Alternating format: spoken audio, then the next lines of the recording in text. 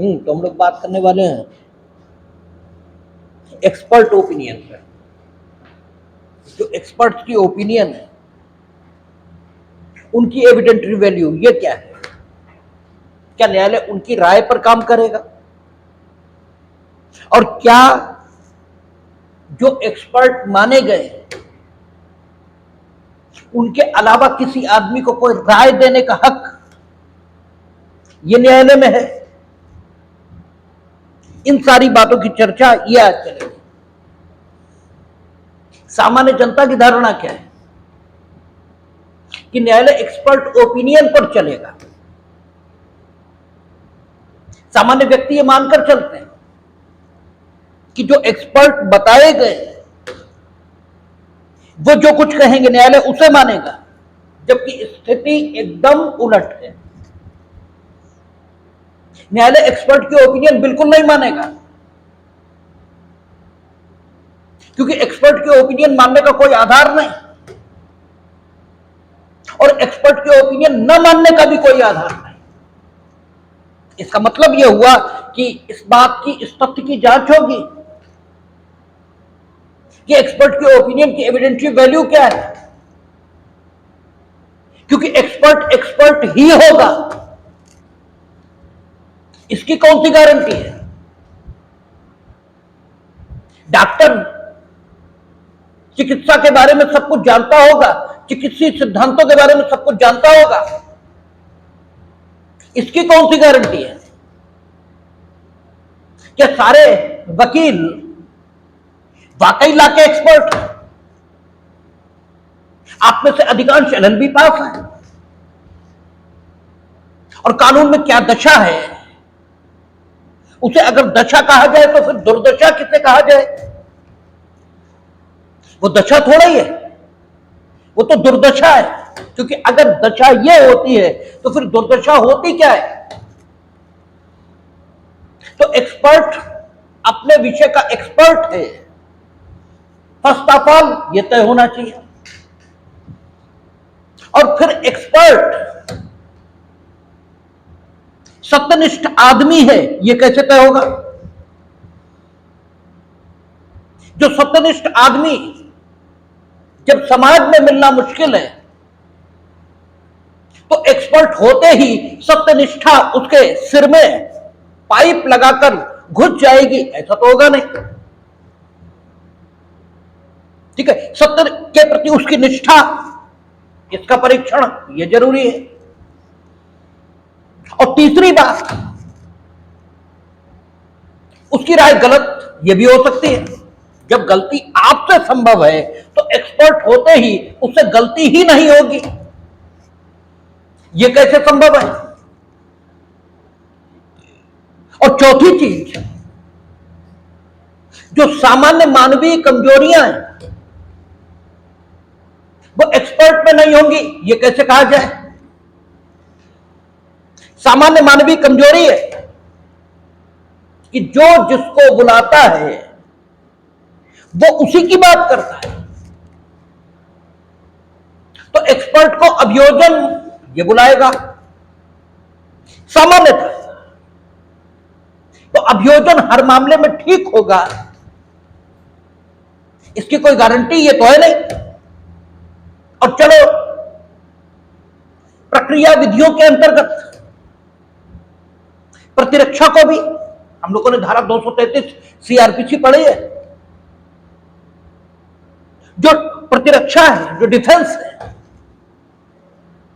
उसे भी हक है। और अगर सिविल की बात करें तो दोनों पक्षकारों को यह हक मिला हुआ है कि वे अपने पक्ष में जिस भी विशेषज्ञ को परीक्षित कराना चाहे या जिस भी साक्षी को परीक्षित कराना चाहे उसे करा सकते हैं। तो जो पक्ष एक्सपर्ट को बुलाएगा, यह सामान्य मानवीय कमजोरी है कि व्यक्ति उसी का पक्ष लेता है, यह सामान्य मानवीय कमजोरी है। वह अपने विषय को या अपने विषय के सिद्धांतों को उस पक्षकार के पक्ष में रख सकता है, इसकी भी संभावना से इनकार ये नहीं किया जा सकता। यद्यपि यह भी हो सकता है कि एक्सपर्ट बिल्कुल ठीक बात करे, लेकिन संभावनाएं इस बात की भी है कि एक्सपर्ट के साक्ष्य में ये कमजोरियां मौजूद हों। ठीक है, एक्सपर्ट पैसे रिश्वत ले सकता है, एक्सपर्ट अपने कर्तव्य पालन में उतना सजग ये होगा, जरूरी नहीं। और फिर सब कुछ ठीक है तो भी एक्सपर्ट राय दे रहा है तथ्यों के बारे में, और राय कभी भी गलत हो सकती है। एक्सपर्ट मौके पर जहां तथ्य घटित हो रहे थे वहां मौजूद नहीं था, वो जो कुछ उसके सामने प्रस्तुत हुआ है उसके आधार पर अपनी राय यह प्रस्तुत कर रहा है, और वह राय अपने अनुभव और ज्ञान इससे दे रहा है। फिर एक चीज और भी, एक्सपर्ट सिर्फ इतना बता सकता है कि ह्यूमन बॉडी जो उसके समक्ष लाई गई उसमें जहर था, अधिकतम इतना ही बता सकता है। जहर उसमें कैसे पहुंचा, मरने वाले ने खुद इंटेक किया था या उसे वो जहर दिया गया था, इस विषय पर एक्सपर्ट कैसे ओपिनियन दे सकता है। इसलिए आम समाज के लोगों की यह धारणा बिल्कुल निराधार है कि न्यायालय एक्सपर्ट के हिसाब से काम करता है। आपको आम समाज में बड़े लोग कहते मिल जाएंगे कि अब तो मेडिकल रिपोर्ट भी आ गई और अब तो सजा हो ही जाएगी, जबकि मेडिकल रिपोर्ट की जो एविडेंटरी वैल्यू है वो केवल संपोषक साक्ष्य की है, कार्बोरेटिव एविडेंस की है। और कार्बोरेशन की जरूरत हमने आपसे पहले भी कई बार कहा है कि साक्ष्यों के संपोषण की जरूरत यह कब पड़ती है। सामान्य तौर पर न्यायालय यह मानकर चलता है कि whatever the witness is deposing before him that is true। न्यायालय ये मानकर चलेगा कि जो कुछ साक्षी उसके समक्ष कह रहा है वो सत्य कह रहा है, या आप साबित करिए कि उसके पास झूठ बोलने के लिए कोई प्रेरणा ये। अगर आप ऐसा साबित नहीं कर सकते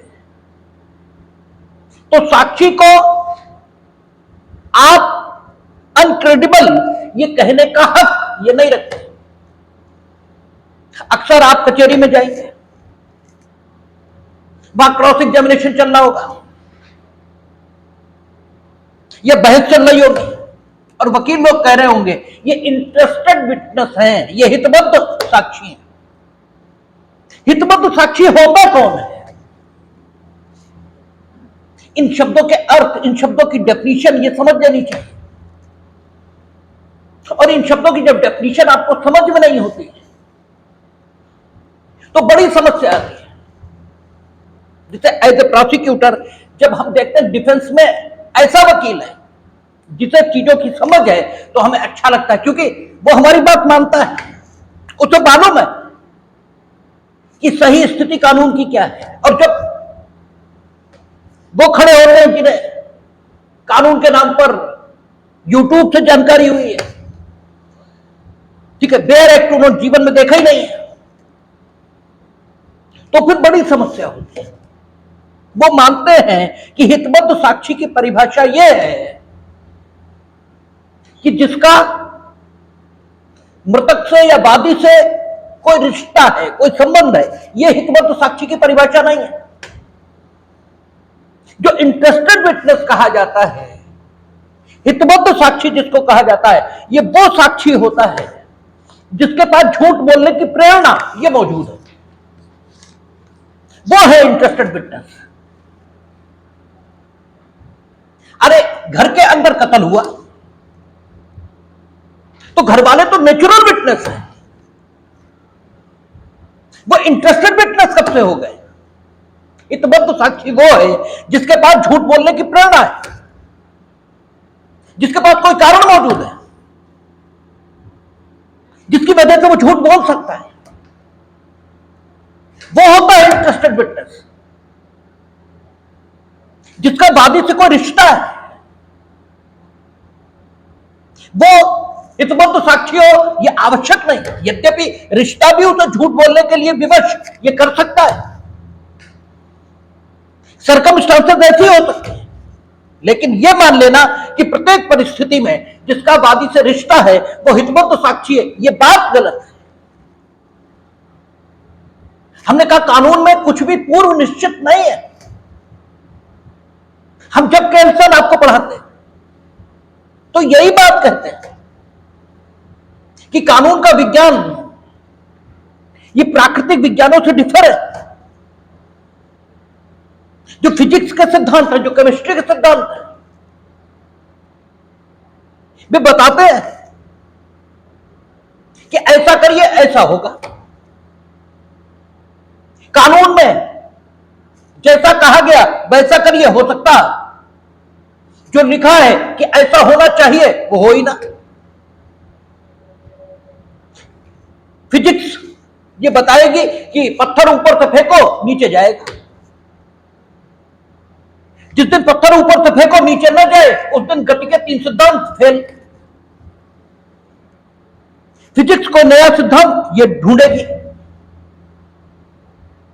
लेकिन कानून में ये लिखा है कि जो चोरी करे उसे दंडित होना चाहिए, नहीं होता रोज छूट जाता है। लेकिन इसके बाद भी कानून का सिद्धांत ठीक है, कानून के सिद्धांत में कोई कमी नहीं है, वो अशुद्ध नहीं होता। जबकि फिजिक्स फेल हो जाएगी, कानून फेल नहीं होगा। क्यों? आपको कारण बताता है केल्सन। केल्सन कहता है कि जो प्राकृतिक विज्ञान है उनमें नियमों के, यानी प्राकृतिक विज्ञान के जो नियम है उनकी जो अथॉरिटी है वो कार्य कारण सिद्धांत पर आधारित है। वहां यह बताया गया कि ये काम करोगे तो इस कारण से ऐसा होगा। वहां गुरुत्वाकर्षण कारण बता रहे कि इसके कारण से नीचे जाएगा। लेकिन कानून कार्य कारण सिद्धांत पर आधारित नहीं। कानून कानून क्यों है? कानून कानून इसलिए है क्योंकि वह देश की विधिक व्यवस्था से मान्यता प्राप्त है। अब जब तक उसके पास देश की विधिक व्यवस्था की मान्यता है तब तक उसके मुताबिक परिणाम आए तो परिणाम ठीक हैं, परिणाम नहीं आए तो परिणाम ठीक नहीं। कानून स्वयं में ठीक है, यह उसका कारण है। ठीक है ना? तो हितबद्ध साक्षी उसके बारे में ना हम ये कह सकते हैं कि इसका वादी से कोई संबंध नहीं होता, ये भी नहीं कह सकते। या हम ये भी नहीं, दूसरे शब्दों में कहें तो हम ये भी नहीं कह सकते कि अगर किसी का वादी से कोई प्रत्यक्ष संबंध है तो वह हितबद्ध साक्षी नहीं होगा, और ना हम ये कह सकते कि वो होगा। दोनों ही बातें हम नहीं कह सकते हैं, और इसीलिए कानून पढ़ने में कठिन है, क्योंकि यहां अपने ही सिद्धांत है। हितबद्ध साक्षी कौन है? वो जिसके पास झूठ बोलने की प्रेरणा है। यह वादी का रिश्तेदार भी हो सकता है और एक नेचुरल आदमी यह भी हो सकता है। वादी से मेरा कोई संबंध नहीं, मुलजिम तो दुश्मनी है। हम हितबद्ध साक्षी हैं क्योंकि मेरे पास झूठ बोलने की प्रेरणा है। हम हितबद्ध साक्षी लेकिन फिर भी हम सच बोल रहे हैं। मुलजिम तो मेरी दुश्मनी है लेकिन इसके बाद भी हम ये मानते हैं भगवान के घर हमें जवाब देना है, हमने जो देखा हम कहेंगे वही। तो कानून में कुछ तय नहीं है कि हितबद्ध साक्षी झूठी बोलेगा और एक्सपर्ट सच्ची बोलेगा, ऐसा कुछ भी तय नहीं है। इसीलिए यहां अपेक्षा की जाती है कि कानून के मुताबिक चलिए। यहां व्यक्ति की परिस्थिति, व्यक्ति के स्टेटस के मुताबिक नहीं चला जाता। यहां यह नहीं है कि वादी के दोस्त तो झूठे ही बोल रहे हैं, और यहां यह भी नहीं है ये मुलजिम के दुश्मन है तो मुलजिम के खिलाफ ही बोलेंगे। यहां प्रत्येक व्यक्ति चाहे वह कितना भी शीलवान क्यों ना हो और चाहे कोई व्यक्ति कितना भी निकृष्ट क्यों ना हो, क्योंकि निकृष्ट व्यक्ति उसमें भी सुधार किसी भी क्षण आ जाएगा। हम नितांत झूठे आदमी हैं, लेकिन इन्होंने हमें गवाही बुलाया, हमने इनकी शक्ल देखी की। अगर हमने झूठी गवाही दी, ये जिसका भविष्य भी शुरू भी नहीं हुआ, ये मेरा मन परिवर्तित हो गया और इसी क्षण हमने सच बोलने की कसम ये खाली। एट द स्पर मोमेंट आदमी का मूड परिवर्तित हो जाता है। हम सच बोलने की कसम खाकर गए और वहां तुमने कुछ ऐसी हरकत की, हमें तुम पर इतना गुस्सा आया कि हमारे मन में यह बात आ गई कि अब तुम्हें सबक सिखाकर रहेंगे, और हमने सब झूठ बोला। होने को कुछ भी हो सकता है और हमारी ड्यूटी, ठीक है, यह है एज ए नियामक, एज ए व्यवस्था के नियामक, कि हम हर चंद कोशिश करें कि न्याय ही हो, वो न हो जो अन्याय है। ये कोशिश हमारी रहनी चाहिए। हो जाए तो भैया हम बहुत काम करने की कोशिश करते हैं, वो नहीं होते, और जो नहीं करने की कोशिश करते हैं वो हो जाते हैं। लेकिन हमारा प्रयास, हमारी नीयत ये ठीक होनी चाहिए। तो इसलिए ऐसा कोई सिद्धांत कानून में नहीं है कि अमुक व्यक्ति अमुक स्टेटस एंजॉय करने के कारण या तो सच बोलेगा या झूठ बोलेगा। ऐसा कोई सिद्धांत कानून में नहीं है। कोई एक्सपर्ट के स्टेटस पर है तो वो सच ही बोलेगा, और कोई तथ्य का साक्षी है तो वो झूठी बोलेगा। ऐसा कुछ भी कानून प्रज्यूम करके नहीं चलता। तथ्य के साक्षी एकदम सच बोलना है, कानून यह मानकर चलेगा। जब तक आप यह साबित न करो कि उनके पास झूठ बोलने की कोई प्रेरणा ये मौजूद है, जब आप ये साबित करोगे कि उनके पास झूठ बोलने की प्रेरणा मौजूद है, और ये इसे साबित करने के लिए आपको तरीका क्या दिया? Cross examination. क्रॉस एग्जामिनेशन से साबित करेंगे आप कि इनके पास झूठ बोलने की प्रेरणा है। अब क्रॉस एग्जामिनेशन से आपने विटनेस को संदिग्ध कर दिया, लेकिन वह इस सीमा तक संदिग्ध नहीं हुआ कि ये लगने लगे कि ये होली झूठ बोलता है। कुछ नहीं, सब कुछ झूठ बोल रहा है। हां, संदेह पैदा होने लगा कि कुछ गड़बड़ लगती है। अब उसकी बात का समर्थन अगर एक्सपर्ट ने जो साक्ष्य दिया है इससे हो गया तो उसकी बात में वजन आ गया। ठीक है, ये ठीक है कि एक्सपर्ट से गलती की संभावना है, ये ठीक है कि एक्सपर्ट भ्रष्ट हो सकता है, ये ठीक है कि एक्सपर्ट को जो पक्ष बुलाएगा वह उसके पक्ष में मानवीय कमजोरी के कारण साक्ष्य देगा, ये ठीक है कि वो हो सकता है अपने विषय में एक्सपर्ट हो ही ना। ये सारी बातें ठीक है,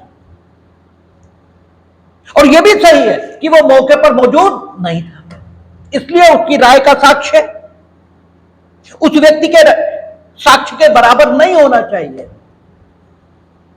जो तथ्य का साक्षी, अर्थात जो यह कहता है तथ्यों को अस्तित्व में आते उसने स्वयं देखा है, जो मौके पर मौजूद होने का दावा करता है, उसके साक्ष्य के बराबर इसका साक्ष्य नहीं होना चाहिए। और ना है, आपसे यह खूब एग्जाम में पूछा जाता है कि विशेषज्ञ साक्षी, इसके साक्ष्य की एविडेंटरी वैल्यू क्या है? तो इसके साक्ष्य की एविडेंटरी वैल्यू क्या है? संपोषक साक्ष्य की है। इसके अपने साक्ष्य के आधार पर न्यायालय कुछ भी डिसाइड नहीं करेगा, लेकिन संपोषक साक्षी के तौर पर किसी साक्षी के संपोषण के लिए इस साक्षी के साक्ष्य का उपयोग ये हो सकता है। जो एक्सपर्ट विटनेस है उसके द्वारा दिए गए साक्ष्य का उपयोग ये किसी तथ्य साक्षी की विश्वसनीयता के संपोषण, इसका उपयोग ये किया जा सकता है। तथ्य साक्षी इसके संपोषण की जरूरत ये कब पड़ेगी? जबकि इसके साक्षी के बारे में संदेह पैदा होता हो। भाई तथ्य का साक्षी परीक्षित हुआ न्यायालय के समक्ष, दो बातें हो सकती हैं। न्यायालय को विश्वास है कि 100% सच बोल रहा है, एक्सपर्ट ने कुछ भी कहा हो। अगर न्यायालय यह मानता है कि तथ्य का साक्षी ठीक कह रहा है, तथ्य के साक्षी पर अविश्वास करने का कोई कारण यही नहीं। अब एक्सपर्ट ने कुछ भी कहा हो, एक्सपर्ट ओपिनियन पर ध्यान नहीं दिया जाएगा। न्यायालय तथ्य के साक्षी को पूरी तरह अविश्वसनीय मानता है, भले ही एक्सपर्ट के ओपिनियन से उसके साक्षी का समर्थन हो रहा हो, न्यायालय बिल्कुल नहीं मानेगा। क्यों? तुम तो पैसे देकर उसके पक्ष में बोल रहे होगे, उसकी राय का समर्थन कर रहे होगे। पैसे देकर ना सही हो सकता तुम मूर्ख हो, तुम्हें अपने विषय का ज्ञानी ना हो, इसलिए तुम तथ्य के साक्षी का समर्थन कर रहे हो। यानी जो एक्सपर्ट का साक्ष्य है, ये दोनों दशाओं में बेकार है। अगर न्यायालय तथ्य के साक्षी को पूरी तरह ठीक मानता है तो एक्सपर्ट कुछ भी कह रहा हो, यानी अगर तथ्य के साक्षी का समर्थन कर रहा तो अच्छी बात, और नहीं कर रहा तो भी न्यायालय की राय पर कोई फर्क नहीं आएगा, क्योंकि वो तथ्य के साक्षी को बिल्कुल ठीक मानना है, विश्वसनीय मानना है। क्योंकि तथ्य का साक्षी मौके पर था, तुम थोड़ी थे, और तुम्हारे साक्ष्य में तो इतनी प्रकार की कमजोरियां ये हो सकती है। न्यायालय तथ्य के साक्षी को अविश्वसनीय मानता है। अब ये एक्सपर्ट महोदय कुछ भी कह रहा हो, यानी तथ्य के साक्षी का समर्थन कर रहे हो तो कोई बात नहीं, और समर्थन न कर रहे हो तो कोई बात नहीं। लेकिन अगर तथ्य के साक्षी के बारे में जो एक्सपर्ट है उसकी राय, ठीक है, उसके पक्ष या विरोध में है, और न्यायालय को उसके तथ्य के साक्षी के साक्ष्य पर संदेह है, यह पैदा हो रहा है, तो तथ्य के साक्षी के संपोषण अथवा खंडन के लिए उसके साक्ष्य का उपयोग हो सकता है। यानी संपोषक साक्ष्य के तौर, खंडन हमारे मुंह से गलत निकला है, संपोषक साक्ष्य के तौर पर उसके साक्ष्य का उपयोग यह किया जा सकता है। ठीक है, तो तथ्य के साक्षी का संपोषण और तथ्य के साक्षी के संपोषण की जरूरत ये उन्हीं दशाओं में होती है जब न्यायालय तथ्य के साक्षी को पूरी तरह विश्वसनीय नहीं मानता। तथ्य के साक्षी कौन है? जो कहते हैं कि तथ्य को हमने अस्तित्व में आते देखा है। तथ्य क्या है? तथ्य आपको जब एविडेंस एक्ट शुरू कर रहे थे तभी बताया कि वस्तुओं की अवस्था और वस्तुओं का संबंध, या कोई मन की दशा, ठीक है, ये सारी चीजें तथ्यों के अंतर्गत है। एक कहता है कि बी ने सी को मारा, ठीक है, तो बी ने अगर सी को मारा इसका मतलब बी ने सी की मृत्यु कारित की है, यह एक तथ्य है। बी ने सी की मृत्यु या तो मृत्यु कारित करने के आशय सहित किए गए काम के माध्यम से यह किए, या फिर इस ज्ञान के साथ काम करके किए कि उससे मृत्यु हो जाएगी। ये सारे तथ्य हैं, और इन तथ्यों को अस्तित्व में आते जिसने देखा है उसी को तथ्य का साक्षी ये कहा जाएगा। तो तथ्य के साक्षी के साक्ष्य के बारे में जब न्यायालय के मन में संदेह ये हो तो एक्सपर्ट की जो ओपिनियन है इससे तथ्य के साक्षी का संपोषण यह किया जा सकता है। अगर तथ्य के साक्षी के बारे में न्यायालय की एक राय स्वतंत्र आधारों पर कि वह विश्वसनीय है अथवा अविश्वसनीय,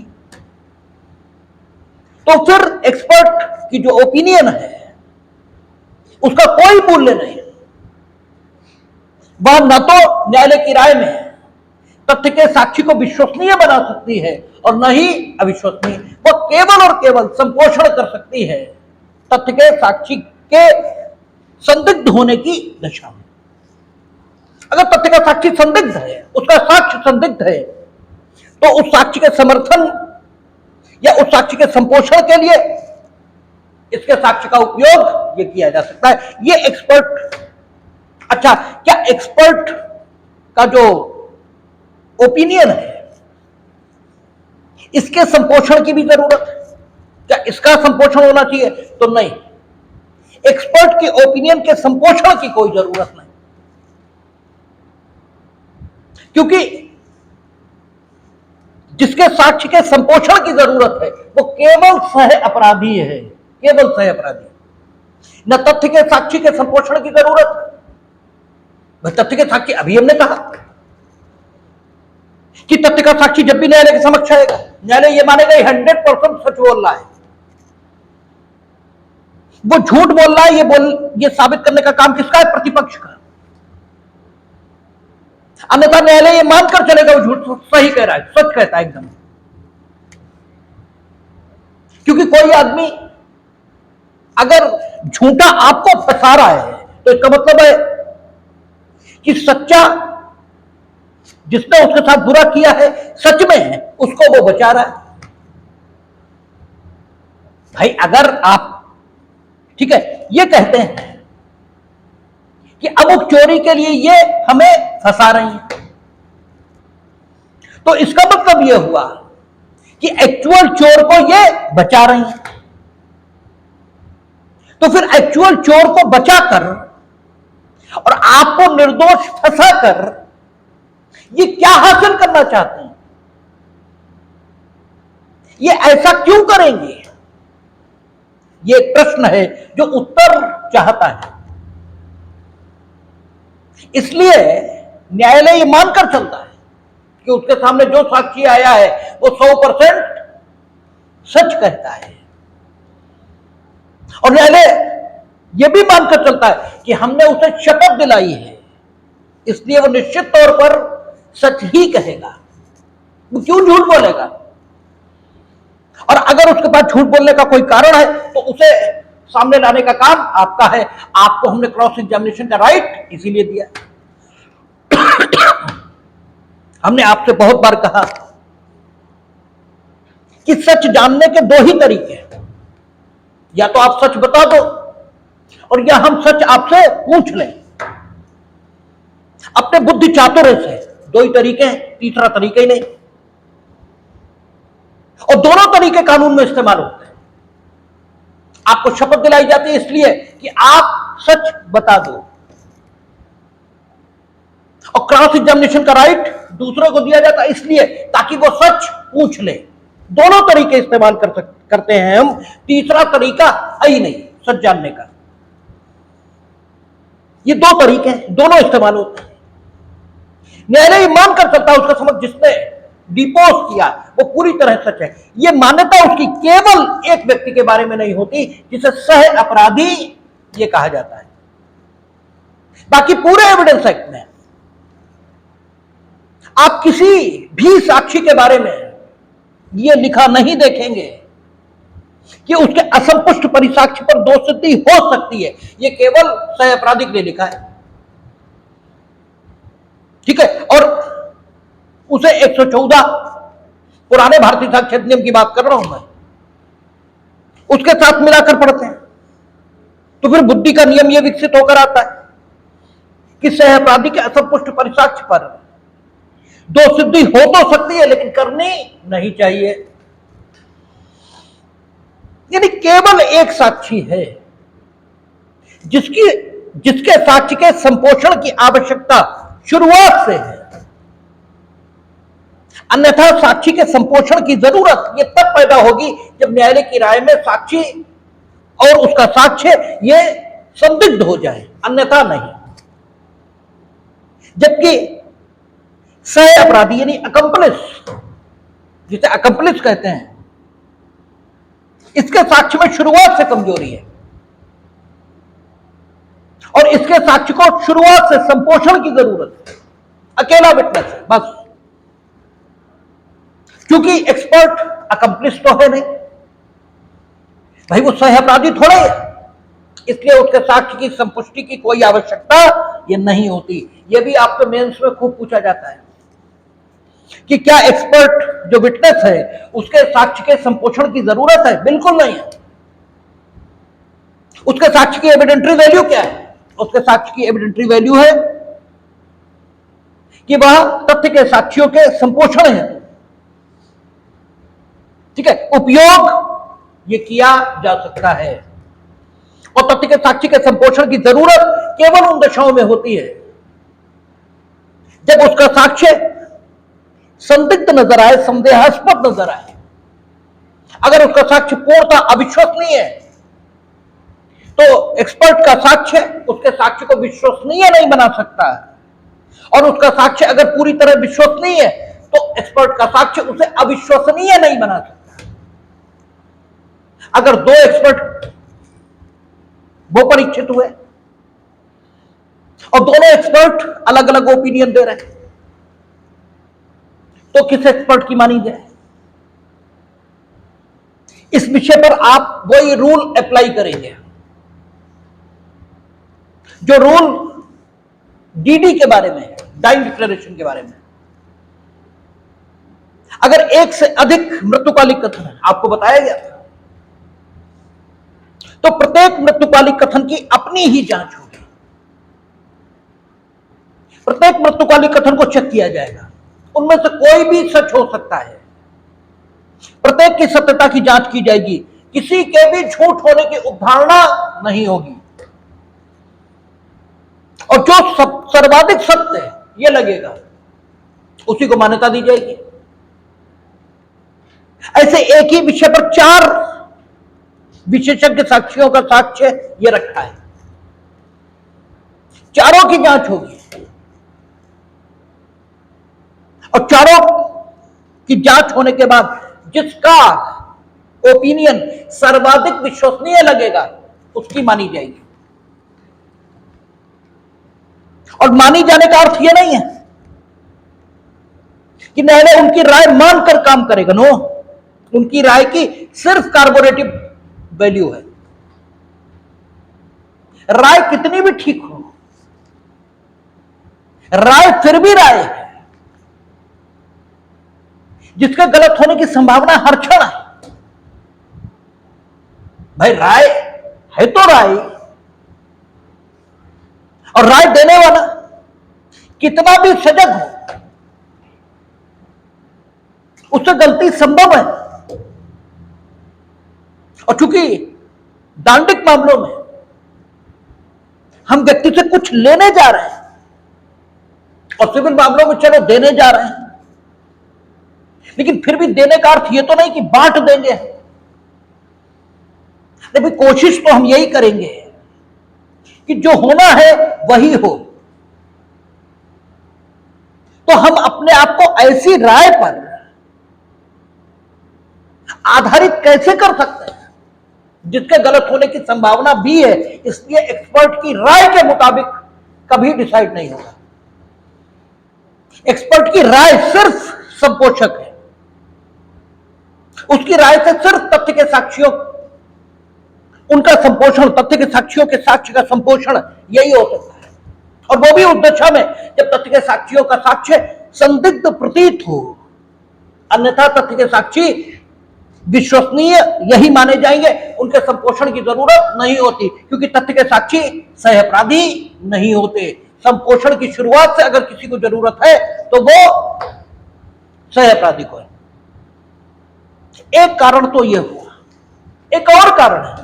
देखिए सेक्शंस में कुछ नहीं रखा है, कुछ नहीं रखा मीनिंग देर भाई, सेक्शन तो 5 मिनट में समझ में आता है।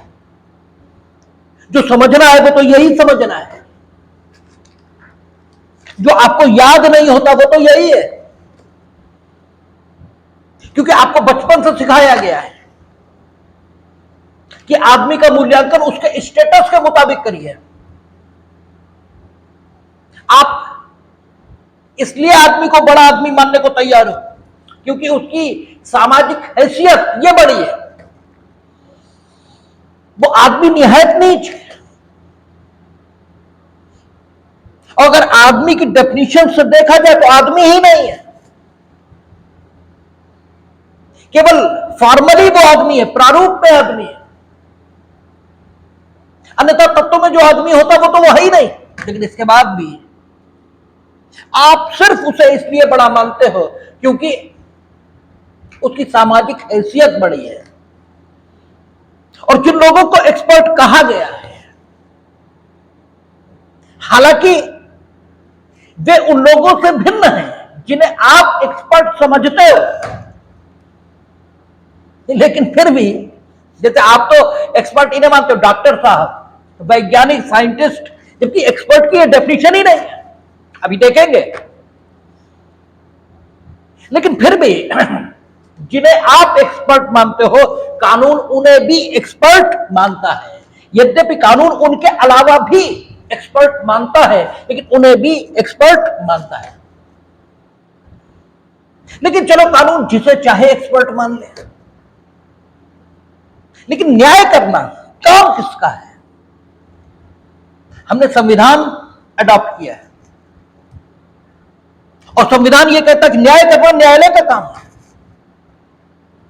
अगर न्यायालय एक्सपर्ट की राय के मुताबिक चलेगा तो तत्व में न्याय कौन कर रहा है? एक्सपर्ट, ना कि न्यायालय। भाई कौन कर रहा है? तब तो डेलीगेशन ऑफ एडजुडिकेशन ये हो गया, तब तो न्याय निर्णय प्रत्यायोजित हो गया और ये कॉन्स्टिट्यूशनली परमिसेबल नहीं है। इसलिए एक्सपर्ट की राय के मुताबिक न्यायालय डिसाइड नहीं करेगा। कहने का तात्पर्य है कि न्यायालय अगर एक्सपर्ट की राय को ठीक मानेगा तो डिसाइड करेगा एक्सपर्ट की, वो भी एक्सपर्ट की राय के मुताबिक भी नहीं, तब भी बात गलत ही रही। एक्सपर्ट की राय के मुताबिक तो डिसाइड ही नहीं करेगा, डिसाइड तो तथ्य के साक्ष्यों के साक्ष्य के मुताबिक करेगा। बस केवल इतना हो सकता है कि तथ्य के साक्षी अगर उसे अविश्वसनीय लग रहे हैं और संपोषण की जरूरत उसे लग रही है, उसे लग रहा है कि न तो ये पूरी तरह सच बता रहा है और न इसकी बात पूरी तरह झूठ लगती है, तो संपोषण के लिए वो सहायता एक्सपर्ट के एविडेंस से ले सकता है। इसके अलावा एक्सपर्ट इसका कोई काम इसके साक्ष्य का नहीं है। जबकि आम जनता, आम समाज क्या मानना है? वो तो ऐसे मान के चल रहे, मानो डॉक्टर साहब ने मेडिकल रिपोर्ट दे दी, बस अब तो फांसी ही होगी। अरे भाई, डॉक्टर साहब थोड़े डिसाइड करेंगे, कॉन्स्टिट्यूशनली डिसाइड करने का काम किसका है? न्यायालय का। न्यायालय ये प्रत्यायोजित कैसे कर सकता है? ठीक है, डेलीगेशन ये कैसे कर सकता है? तो एक्सपर्ट, इनके साक्ष्य का साक्षिक मूल्य ये संपोषक साक्ष्य का है। एक्सपर्ट कौन है इस विषय पर अभी हम नहीं जा रहे। अब अगला सवाल कि क्या केवल ओपिनियन देने का काम एक्सपर्ट ही कर सकते हैं और कोई नहीं कर सकता है? एक्सपर्ट के अलावा ओपिनियन कोई नहीं देगा न्यायालय के समक्ष, या केवल वही लोग, ऐसे भी कह सकते हैं, या केवल वही लोग उन्हीं परिस्थितियों में न्यायालय के समक्ष राय देंगे जिन्हें, जिन परिस्थितियों में राय देने के लिए कानून ने अधिकृत किया है। तथ्य के साक्षी राय नहीं देंगे न्यायालय के समक्ष। तथ्य के साक्षी जो हुआ है वो बताएंगे, वो तथ्यों का साक्ष्य देंगे। राय क्या है? राय तथ्यों का जो प्रभाव आपके मन पर हुआ है, तथ्यों का जो प्रभाव आपके मन पर हुआ और उस प्रभाव को आपके मस्तिष्क ने जिस प्रकार समझा है उसको कहना, यह राय का साक्ष्य है। राय होती क्या है? राय का मतलब यह हुआ कि जो तथ्य घटित हुए, उन घटित होने वाले तथ्यों ने एक निश्चित परिणाम ये आपके मन पर पैदा किया और आप अपने मन पर पैदा हुए परिणाम को शब्दों के माध्यम से न्यायालय के समक्ष रख रहे हैं। तो आप, ठीक है, राय के साक्ष्य के माध्यम से उन तथ्यों के प्रभाव और परिणाम को न्यायालय के समक्ष ये रख रहे हैं, जबकि इसके लिए आप अनुमत ही नहीं है। तथ्य जो पैदा हुए वे बताइए न्यायालय को, उन तथ्यों का क्या प्रभाव और परिणाम है, यह तय करना ही न्यायालय का काम है। इसे तय करना ही न्यायालय का काम है। न्याय का काम क्या है? एडजुडिकेशन है किस बात का? इसी बात का कि जो तथ्य आप बताते हो उनसे वो प्रभाव और परिणाम उत्पन्न हुआ माना जाना चाहिए या नहीं, जिस प्रभाव और परिणाम को उत्पन्न होना आप कहते हो। आप कहते हो मीनिंग दर अभियोजन या बचाव पक्ष ये कहता है। अरे आदमी तो मर जाएगा दुर्घटना में भी, और आदमी मरेगा हत्या में भी। गाड़ी आदमी पर चढ़ी, आदमी मर गया। गाड़ी जानबूझकर चढ़ाई गई, हत्या है। और गाड़ी हम चला रहे थे और किसी पर चढ़ गई, दुर्घटना है। तो आप ये थोड़ी बताएंगे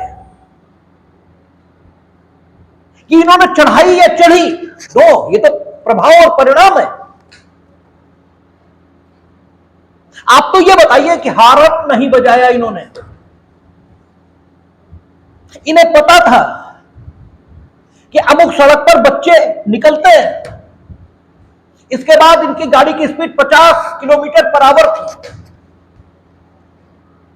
इन्हें मालूम था रात का वक्त है, हेडलाइट जली नहीं रही थी। आप तो ये बताएंगे कि आप ये बताएंगे कि इनने चढ़ा दी है, चढ़ गई। अरे ये तो प्रभाव और परिणाम है।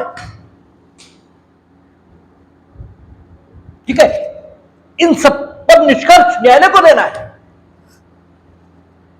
इसे राय का साक्ष्य ये नहीं देंगे आप। तथ्य का साक्षी कभी राय का साक्ष्य नहीं देगा। राय का साक्ष्य कौन दे सकते हैं? वो एक्सपर्ट है। इस पर अक्सर झगड़ा होता है वहां। ठीक है, क्योंकि पूछना शुरू कर दिया, साक्षी हमारा खड़ा है, उसको पूछना शुरू कर दिया, देखो तुम्हें मालूम है कि गांव में अक्सर ऐसा होता है। अरे एक्सपर्ट नहीं है वो, होता होगा गांव में अक्सर ऐसा, वो राय नहीं देगा। आप ये पूछो कि इस समय ऐसा हुआ था या नहीं, ये पूछो आप। अब तथ्य का साक्ष्य और राय का साक्ष्य, इस पर फर्क ही नहीं कर पा रहे। अब हो रहा है झगड़ा, लेकिन हम तो कुछ कहते ही नहीं, लिखा लो। अरे मूल्यांकन होगा, ये अग्राह्य है भाई। कौन झगड़ा करे वहां? ठीक है, झगड़ा करो, सबसे झगड़ा भी हो जाता है। अब जो सामने महोदय बैठे होते हैं, कई बार उन्हीं को नहीं मालूम होता। ठीक है, अब जब उन्हें ही नहीं मालूम है तो अपनी खपड़ी पीटने के अलावा रास्ता ही कोई नहीं है। इससे बढ़िया लिखने दो, यहां से लेकर सुप्रीम कोर्ट है ना, तय हो जाएगा ये ग्राह्य है या अग्राह्य, निकल जाएगा। क्या दिक्कत है, लिखने दो। ठीक है ना, ये एक मुश्किल है, लेकिन as a student of law आपको खूब समझना चाहिए क्या ग्राह्य है, क्या ग्राह्य नहीं है। तथ्य का साक्षी राय नहीं देगा न्यायालय के समक्ष। अक्सर पढ़े लिखे लोग नहीं मानते हैं। एक तथ्य के साक्षी आए, हमने उन्हें खूब बताया, देखो जब हम तुमसे पूछे हैं कि क्या क्या हुआ था घटना में, तो कहना, तो बताना कि इन्होंने लाठी मारी, डंडा मारा, ये किया, वो किया। फिर हम पूछेंगे कहां पर लगी लाठी, तो तुम जहां लगी हो बताना। जैसे हमने पूछा कि क्या हुआ था घटना में, इन लोगों ने हम पे हमला कर दिया। अब लीजिए, हमला तो बहुत हल्का ऑफेंस हो गया आईपीसी में। हमला तो 2 महीने 3 महीने सजा होगी, साल भर सजा होगी। अब हमारा खून खोल गया। हमने कहा कि हम तुमसे ये पूछ रहे हैं कि हमला कर दिया, हम तुम्हारी राय मांग रहे हैं, या हम तुमसे ये पूछ रहे हैं कि क्या क्या हुआ था वो बताओ। ये तुम्हारी राय है कि हमला कर दिया हम पे। ठीक है, आप ये जानते ही नहीं है कि आप क्या कह रहे हैं। इसके तथ्य के साक्षी से अपेक्षा है वो केवल और केवल वो बताएगा जो हुआ है, वो बताइए। राय का साक्ष्य नहीं देंगे आप, ये राय है आपकी। क्योंकि राय, इसका मतलब ही है कि जो तथ्य अस्तित्व में आए उन तथ्यों ने आपके मन पर क्या प्रभाव दिया। वो प्रभाव आप अपने शब्दों में जब न्यायालय के समक्ष रख देते हैं, ये राय, और इसका साक्ष्य देने के लिए आप नहीं बुलाए गए। आप कौन है? आप तथ्य के साक्षी हैं, अपनी हैसियत समझिए। इसलिए तथ्य का साक्षी राय का साक्ष्य नहीं देगा। हां, कभी कभी देता है, ठीक है, और कब देगा और कब ग्राह्य होगा। हमने कहा कानून में दिक्कत ही यही है कि एक चीज नहीं है, एक चीज नहीं है। अब जब तथ्य ऐसे होते हैं कि एक के बाद तेजी से घटते हैं और उन तथ्यों को दोबारा घटित किया ही नहीं जा सकता, ऐसे हैं, तब राय का साक्षी ये दिया जाता है। जैसे आपने कहा कि ये गुस्से में थे, ये गुस्से में थे, कैसे जाना आपने? इनके आंखें लाल थी, मतलब आंखों में लालिमा थी, चेहरा तना हुआ था, ठीक है, तेज आवाज थी, क्योंकि नॉर्मल आवाज में जब आप बोलते तो आपकी, ठीक है, पिच ऑफ वॉइस ये नीची होती है, और जब आप गुस्से में बोल रहे होते हैं तो पिच ऑफ वॉइस ऊंची होती है। ये सारे तथ्य हैं, आंखों का लाल होना, ठीक है, अपशब्दों का उच्चारण, ठीक है, पिच ऑफ वॉइस बढ़ी हुई होना, ठीक है, और ये तथ्य सारे मिलकर आपके मन पर प्रभाव उत्पन्न कर रहे हैं कि ये गुस्से में है। ये निष्कर्ष ही है। तो तथ्य का साक्षी जब ऐसे मनोभावों के बारे में, जो मनोभाव कई तथ्यों से मिलकर बनते हैं, उनके बारे में साक्ष्य देता है, तब वो राय का साक्ष्य दे सकता है। अन्यथा सामान्य तौर पर तथ्य का साक्षी राय का साक्ष्य देने के लिए, ठीक, अनुमित नहीं होता है। वो एक्सपर्ट ही देंगे केवल, जो एक्सपर्ट कहे गए। अब ये देखें एक्सपर्ट कौन है, ठीक है। अब अगला सवाल आता है, ये भी आपसे खूब पूछा जाता, विशेषज्ञ कौन है, विशेषज्ञ साक्षी कौन होते हैं, ठीक है। तो विशेषज्ञ साक्षी किसे माने?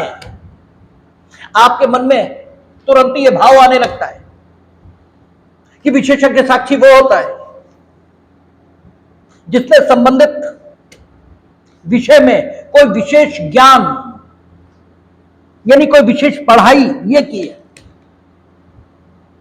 जबकि ये नहीं कहा, उसने कहा कि जबकि न्यायालय को विदेशी विधि की, विज्ञान की या कला की किसी बात पर या हस्तलेख या अंगुली चिन्हों की अनन्यता के बारे में राय बनानी हो, तब उस बात पर ऐसी विदेशी विधि, विज्ञान या कला की या किसी अन्य क्षेत्र में या हस्तलेख या अंगुली चिन्हों की अनन्यता विषय प्रश्नों में विशेष कुशल व्यक्ति, विशेष कुशल व्यक्तियों की राय यह सुसंगत है। विशेष कुशल उसने कहा। अब विशेष कुशलता उन्होंने कैसे अर्जित की, इस विषय पर कुछ नहीं कहा। यानी उन्होंने विशेष कुशलता कैसे भी अर्जित की हो, ठीक है, विशेष कुशलता का ढंग यह नहीं बताया। और हम लोगों की आदत कि जो नहीं बताया जाएगा वो हम सबसे पहले अटैच कर देंगे। उसने केवल इतना ही कहा कि जबकि न्यायालय को अमुक अमुक विषयों पर राय बनानी हो, तब अमुक विषयों में विशेष कुशल व्यक्ति, विशेषज्ञ हैं। विषयों की चर्चा अभी हम कर ही नहीं रहे, अभी तो केवल इतनी बात कर रहे हैं कि न्यायालय को विशेष विषयों पर राय बनानी है, ठीक है, वे विषय जो कि सेक्शन में दे रखे हैं। जबकि न्यायालय को अमुक विषयों पर राय ये बनानी है, तब इन विषयों में विशेष कुशल व्यक्ति, उन्होंने विशेष कुशलता कैसे अर्जित की है इसका कोई मतलब नहीं है, ठीक है। विशेष कुशलता अर्जित किए हुए उन्हें कितना समय हो गया, अर्थात उन्हें उस विशेष क्षेत्र में विशेष कुशलता का अनुभव ये कितना है, इसका भी कोई मापदंड सेक्शन में नहीं है। ना तो उन्होंने ये कहा कि वो 5 वर्ष का अनुभव ये संबंधित विषय में रखते हो, ऐसा भी कुछ नहीं कहा। न उन्होंने उस प्रक्रिया का जिक्र किया जिस प्रक्रिया से उन्होंने विशेष कुशलता अर्जित करना आवश्यक माना हो, यह भी नहीं कहा। और कानून में जो नहीं कहा वो आप जोड़ेंगे नहीं, क्योंकि लेजिस्लेचर की अथॉरिटी आपके पास नहीं है। You are simply student of law. तो केवल इतना ही कहा उसने, विशेष कुशल, यानी यह तय करने का काम किसका है? न्यायालय का, कि संबंधित व्यक्ति उन विषयों में विशेष कुशल है या नहीं, जिन विषयों पर विशेषज्ञों की राय का साक्ष्य अलाउड है, क्योंकि हर विषय पर तो विशेषज्ञ का साक्ष्य अलाउड है ही नहीं। जैसे विदेशी विधि के प्रश्न पर, ठीक है, विशेषज्ञ का साक्ष्य ये अलाउड है। स्वदेशी विधि के संबंध में, ठीक है, विशेषज्ञ का साक्ष्य अलाउड नहीं है। आईपीसी में हत्या की क्या डेफिनेशन है, इसे जानने के लिए न्यायालय किसी का साक्ष्य नहीं लेगा। उसके बारे में माना जाएगा कि न्यायालय को ये मालूम है, और वहां सब चर्चा भी ऐसे करते कि सर 300 में ये कहा है। वो नहीं पूछते कि 300 में क्या कहा ये बताओ, नो, ये पूछ ही नहीं सकते, क्योंकि विदेशी विधि इसके विषय पर विशेषज्ञ साक्ष्य ये लिया जा सकता है, स्वदेशी पर नहीं। भले ही वो विधि जो आज स्वदेशी विधि के रूप में न्यायालय के समक्ष रखी गई है, वो मूल में विदेशी है।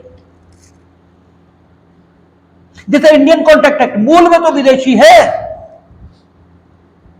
अरे तुम्हारी सेक्शन 73 किस पे? Hadley versus Baxendale. भाई काहे पे? ठीक है, आपकी प्रतिग्रहण की परिभाषा फेल्टहाउस वर्सेस मिंडले, ठीक है, विभिन्न मुकदमे जिनके निर्णयों पर आपकी विभिन्न धाराएं हैं, और यही उन मुकदमों को पढ़ने की रिलेवेंसी है। अन्यथा तो इंडियन कॉन्ट्रैक्ट एक्ट लागू होगा, वो मुकदमों के निर्णय थोड़ी लागू होंगे। लेकिन उन सेक्शंस का जो हिस्टोरिकल पर्सपेक्टिव है, उनका जो ऐतिहासिक पृष्ठभूमि है, उसे जानने के लिए हम उन मुकदमों को पढ़ते हैं। तो भले ही कोई विधि मूल में विदेशी रही हो, लेकिन अगर वो हिंदुस्तान में लागू है तो उसे विदेशी विधि नहीं मानेंगे, और उस विषय पर किसी की राय नहीं। जैसे चाहे सुन्नी ला हो चाहे शिया ला हो, डेवलप तो अरब में हुआ। भाई मुस्लिम विधि के स्रोत कौन से हैं? कुरान, हदीस, ठीक है, और हदीस इसके दो सोर्स, ठीक है, आपका सुन्नतुल कौल और सुन्नतुल फ़ैल। इसके बाद कयास, इज्मा, ये सारे के सारे अरब में हुए, ठीक है। जो उनके 4 स्कूल है, अबू हनीफा, हनफी स्कूल, मलकी, शफई और हनबली। तो इमाम अहमद हनबल, अबू हनीफा, ठीक है, इनमें से कोई भी हिंदुस्तान में थोड़ी हुआ। लेकिन मुस्लिम विधि ये हिंदुस्तान की विधि है। इसलिए सुप्रीम कोर्ट जब तय करेगा कि तलाकुल बिद्दत क्या है, तलाकुल सुन्नत क्या है, तलाकुल हसन क्या है, तलाकुल हसन क्या है, तो किसी मौलाना को बुलाकर राय नहीं लेगा। ये माना जाएगा कि मूल में विदेशी होगी, लेकिन आज स्वदेशी है, इस पर किसी की राय नहीं आएगी। एक्सपर्ट ओपिनियन काहे पर? विदेशी विधि पर। विदेशी विधि का प्रश्न हो, उस पर एक्सपर्ट ओपिनियन आएगी, अन्यथा एक्सपर्ट ओपिनियन नहीं ली जा सकती, ठीक है। और एक्सपर्ट ओपिनियन देने के लिए विशेषज्ञ ये कौन है? जो उस विषय में विशेष कुशल है। किसकी निगाह में? न्यायालय की निगाह में, क्योंकि इस कानून के मुताबिक किसे चलना है? न्यायालय को। तो वो विशेष कुशल है या नहीं, ये तय कौन करेगा? न्यायालय। विशेष कुशलता उसके पास है, ये कब माने? इसे मानने के लिए कोई मापदंड यहां नहीं दिया। उन्होंने ये नहीं बताया कि अमुक डिग्री उसके पास होनी चाहिए तभी विशेष कुशल मानेंगे। यह भी नहीं बताया कि विशेषज्ञ की हैसियत से काम करते हुए उसे इतने से बरस हो गए हो तो ही विशेषज्ञ मानेंगे, यह भी नहीं कहा। उसने सिर्फ न्यायालय का सेटिस्फेक्शन रखा, उसने कहा विशेष कुशल जो है न्यायालय की राय में वो विशेषज्ञ है और उसकी राय न्यायालय इन विषयों पर ले सकता है। किन किन विषयों पर? विदेशी विधि। ठीक है, विदेशी विधि वो नहीं है जो मूल में विदेशी है, जो विदेश की विधि है उसकी राय। ठीक है, उस पर राय। जो मूल में विदेशी है वो नहीं, जो आज भी तथ्य में विदेशी है उस पर एक्सपर्ट ओपिनियन ली जाएगी। अच्छा, विदेशी विधि का जानकार ये कौन है, इस पर न्यायालय के निर्णय आए हैं और दोनों बातें उन्होंने कही। उन्होंने एक मामले में यह कहा कि जिसने विदेशी विधि इसका व्यावसायिक इस्तेमाल नहीं किया है वो विशेष कुशल नहीं कहा जा सकता, यह भी कहा है। और विधि का व्यावसायिक इस्तेमाल कौन करता है? वकील या जज। उन्होंने कहा उसे हम विशेष कुशल नहीं मानेंगे जिसने विधि को पढ़ा है, क्योंकि ऐसे तो इंग्लैंड का कानून हम पढ़ लेंगे, लोग शौकिया पढ़ लेते हैं। जैसे होम्योपैथी तुमने शौकिया पढ़ ली, तुम होम्योपैथ के डॉक्टर हो गए। आपने शौकिया कोई मेडिकल साइंस की किताब पढ़ ली तो डॉक्टर हो गया। क्योंकि दवाई जब एडमिनिस्टर की जाएगी तो जो कॉम्प्लिकेशंस आएंगे उनसे निपटना, ये जब व्यवसायिक आदमी सीखता है उन्हीं के कारण वह उसका एक्सपर्ट बनता है। एकेडमिशियन होना अलग बात है, और एक्सपर्ट कौन है? जिसे सिद्धांत भी पता है और व्यवहार भी पता है, वो है एक्सपर्ट। अन्यथा जिसे सिद्धांत नहीं पता, केवल व्यवहार, वो कौन? वो झोला छाप है। और जिसे सिद्धांत केवल पता है वो एकेडमिशियन है, एक्सपर्ट दोनों ही नहीं है। लेकिन न्यायालय ने यह भी कहा है कि जिसने सिर्फ पढ़ा है विदेशी विधि के बारे में वो भी एक्सपर्ट हो सकता है। यानी दोनों तरफ। इसका मतलब यह हुए कि परिस्थितियों में तय करेंगे कि वो विदेशी विधि में कुशल है या नहीं। विदेशी विधि, विज्ञान या कला, इसके संबंध में विज्ञान या कला, इससे संबंधित जो बातें, विज्ञान की बातें, कला की बातें, हमने एक बार आपसे चर्चा की थी कि आर्ट किसे कहते हैं और साइंस किसे कहते हैं। हमने कहा था कि आर्ट से सृजन यह होता है, जिससे भी सृजन हो उस काम को आर्ट कहेंगे। और विज्ञान जब भी किसी विषय का ज्ञान विशेष तरीके से प्राप्त किया जाए वो विज्ञान है। विज्ञान का अर्थ वो नहीं है जिसे तकनीकी अर्थों में विज्ञान कहा जाता है, जैसे फिजिक्स, केमिस्ट्री, जीव विज्ञान, यही विज्ञान नहीं है। सामाजिक विज्ञान भी है, मानव विज्ञान भी है, मनोविज्ञान भी है। तो विज्ञान का अर्थ सिर्फ इतना ही होता है कि जब विषय का ज्ञान विशिष्ट तरीकों से प्राप्त हो। विशिष्ट तरीके कौन से? ऑब्जर्वेशन, अवलोकन। हमने देखा कि ये भी धूप पे चल के आए, इनका भी चेहरा लाल हो गया, ये भी चल के आए, इनका भी चेहरा लाल हो गया, ये भी चल के आए। इसका मतलब धूप में चलने से चेहरा लाल होता है। ये ऑब्जर्वेशन से प्राप्त ज्ञान है। ठीक है, प्रैक्टिकल, इससे प्राप्त ज्ञान। ये विशेष तरीके, टूल्स हैं। जब स्पेशल टूल्स लगाकर कोई ज्ञान प्राप्त किया जाए तो वो विज्ञान है। और कला जब सृजन हो, ठीक है, सृजन के लिए कौशल, स्किल, इसकी जरूरत यह होगी। और विज्ञान के लिए विशेष अध्ययन, इसकी जरूरत होगी। तो यहां विज्ञान की, कला की बातें यह कहा। इसके मतलब यह हुए कि जब कोई काम ऐसा हो यह जब कोई प्रश्न ऐसा हो जिसमें कोई निर्माण संबंधी प्रश्न ऐसा अंतर्ग्रस्त हो जो सामान्य व्यक्ति ना जानता हो, यानी कोई ऐसा प्रश्न न्यायालय के समक्ष आया है जिसकी जानकारी सामान्य व्यक्ति को नहीं होती, कुछ विशेष अनुभव यह आपको होना चाहिए तभी वो जानकारी होगी, वो विज्ञान का या कला का विषय आपको उदाहरण से समझ में आएगा। आपकी किताबों में दे रखा है,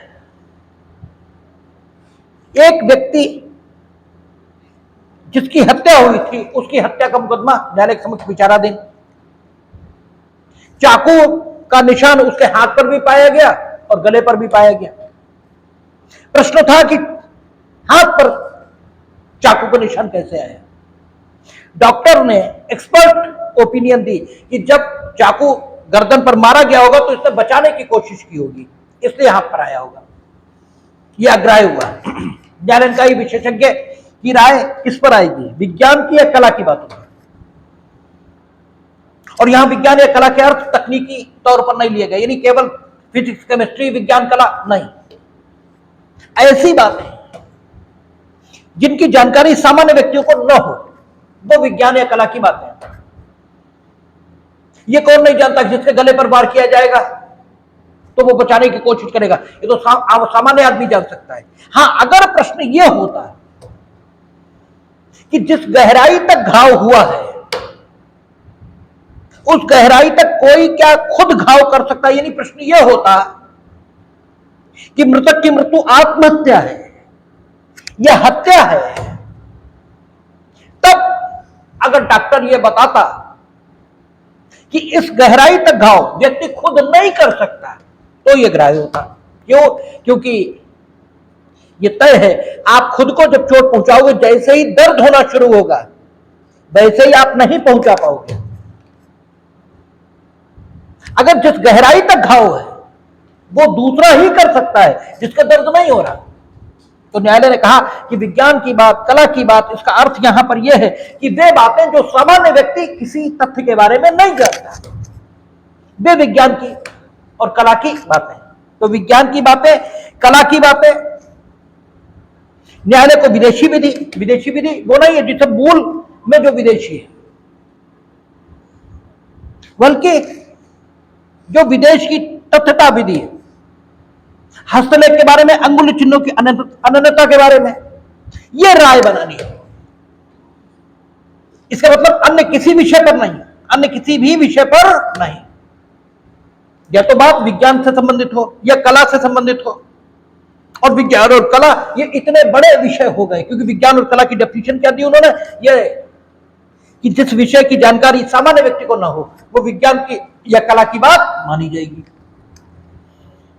तो इसमें तो बहुत सारे सवाल आ गए, जैसे यही कि घाव कैसे हुआ होगा, विज्ञान की या कला की बात है।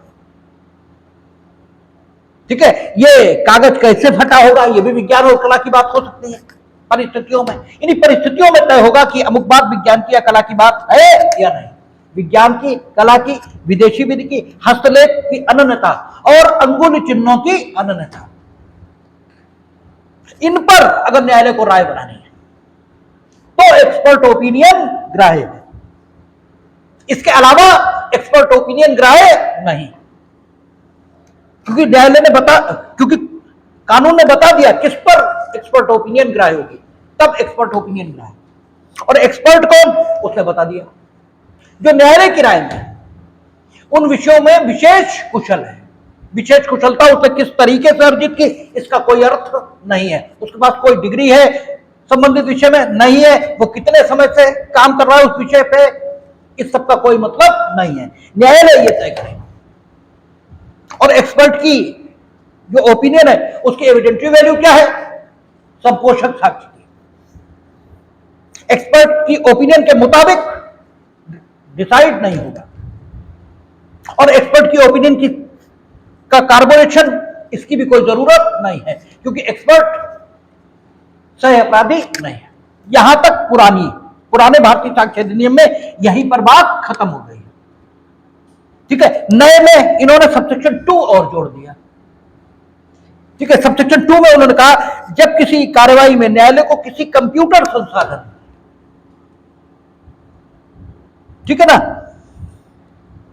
या किसी अन्य इलेक्ट्रॉनिक या डिजिटल प्रारूप में पारेषित या भंडार की गई, या तो आप स्टोर करते हैं या ट्रांसमिट करते हैं, ठीक है ना, इलेक्ट्रॉनिक या डिजिटल फॉर्म में कोई इंफॉर्मेशन किसी कंप्यूटर संसाधन में या तो पारेषित की गई या स्टोर की गई, ऐसी किसी सूचना के संबंध में कोई राय बनानी है, कोई राय, यानी वो असली है, फर्जी है, झूठ है, कहते नहीं फेक है, ये तो डीप फेक है, ठीक है ना, तो सूचना स्टोर है ना उसमें, तो अगर उसके बारे में कोई राय बनानी हो तो सूचना प्रौद्योगिकी अधिनियम की धारा 79A में निर्दिष्ट इलेक्ट्रॉनिकी साक्ष्य परीक्षक, ये एफएसएल में होते हैं, फॉरेंसिक साइंस की जो लेबोरेटरीज हैं उनकी रिपोर्ट, ठीक है ना, साक्ष्य परीक्षक की राय, ये भी एक सुसंगत तथ्य, ये नई बात आ गई, तो इसमें कोई ऐसी बात नहीं, इसकी राय की भी एविडेंटरी वैल्यू तो वही होगी, ठीक है ना। और धारा 79A जो आपका आईटी एक्ट है, इसकी देखी नहीं है हमने, उसमें भी लिखा यही होगा कि कोई विशेष डिग्री उसके लिए भी अपेक्षित नहीं की होगी उन्होंने, जो विशेष कुशल होगा उस सब में उसकी राय मान रहे होंगे, देखी नहीं है आईटी एक्ट की धारा, आप चाहे देख भी सकते हैं, गूगल सब जगह मिल जाएगी, आईटी एक्ट होंगे भी आप लोगों के पास। और कहते हैं इस उपधारा के प्रयोजनों के लिए इलेक्ट्रॉनिकी साक्ष्य परीक्षक एक विशेषज्ञ होगा, और जो विशेषज्ञ होगा तो विशेषज्ञों की राय के संबंध में जितने कानूनी प्रावधान है सब उस पर लागू हो जाएंगे। तो यह विशेषज्ञ का साक्ष्य, विशेषज्ञ का साक्ष्य किन विषयों पर आएगा, उन विषयों की सूची, ठीक है, विशेषज्ञ कौन है इस बात का उत्तर, और केवल राय विशेषज्ञ ही देंगे, तथ्य के साक्षी नहीं, यह विविक्षित रूप से इस धारा में कथन, और विशेषज्ञ साक्षी की जो राय है उसका साक्षिक मूल्य क्या है, और क्या विशेषज्ञ साक्षी के संपोषण की जरूरत है, इस सारी बात को हम लोगों ने आज किया, ठीक है। और अगला जो सेक्शन है, जो भारतीय साक्ष्य अधिनियम की धारा 40 है और वहां 46 है, किसमें, पुराने भारतीय साक्ष्य अधिनियम में, कहता है विशेषज्ञों की रायों से संबंधित तथ्य, वे तथ्य जो अन्यथा सुसंगत नहीं है, सुसंगत है यदि वे विशेषज्ञों की राय का समर्थन करते हो या उनसे असंगत हो, जबकि ऐसी राय सुसंगत हो, यानी विशेषज्ञ की राय सुसंगत है, क्यों सुसंगत है, इसलिए क्योंकि वो विदेशी विधि के विषय पर है, क्योंकि वह विज्ञान या कला के विषय पर है, क्योंकि वह अंगुली चिन्हों की अनन्यता के संबंध में है, क्योंकि वह हस्तलेख की अनन्यता के संबंध में है। तो वे तथ्य जो अन्यथा विसंगत होते सुसंगत हो जाएंगे यदि वे विशेषज्ञों की राय से, ठीक है, या तो विसंगत हैं या उनके समर्थन में है। जैसे प्रश्न यह है कि ये जो घर गिरा ये कमजोरी के कारण गिरा, यानी इसमें जो निर्माण की कमजोरी थी उसकी वजह से गिरा, यानी मैन्युफैक्चरिंग डिफेक्ट, जब इस घर का निर्माण हुआ तभी इसमें कुछ ऐसी कमजोरी थी जो इंजीनियर की लापरवाही का परिणाम थी, इस वजह से गिरा, या तूफान जो आया उसकी तीव्रता इस ढंग की थी कि उससे यह गिरा। अगर तूफान की तीव्रता से यह गिरा तो यह दुर्घटना है और किसी का कोई दायित्व तो नहीं है। लेकिन अगर निर्माण में लापरवाही है तो इंजीनियर का प्रथम दायित्व तो हो सकता है उपेक्षा के लिए, क्योंकि ड्यूटी टू टेक केयर थी and you have breached that duty, ठीक है ना। तो प्रश्न यह है, अब इंजीनियर साहब की राय यह है कि इसमें मैन्युफैक्चरिंग डिफेक्ट था इसलिए गिरा, तूफान इस कदर तीव्र नहीं था।